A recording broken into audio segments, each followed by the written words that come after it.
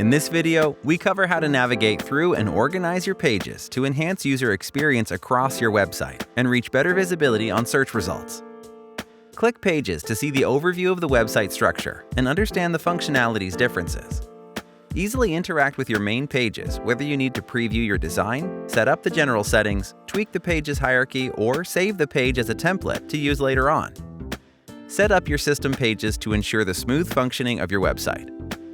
Go back to settings to optimize your pages for search engines and social media, and make them password protected if needed.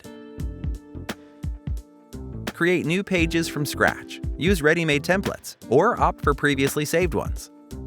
Switch between the languages to localize your content for larger audiences. Go to the e-commerce pages to decide on the product design and its functionalities. Keep in mind that all pages you see here are fully editable and dynamic, indicating that you need to set the layout only once.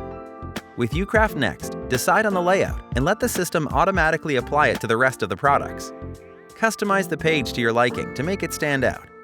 Now, go to the Collections to edit the interface design and the structure of your collection items. We'll be covering more about collections in Ucraft Next in upcoming videos.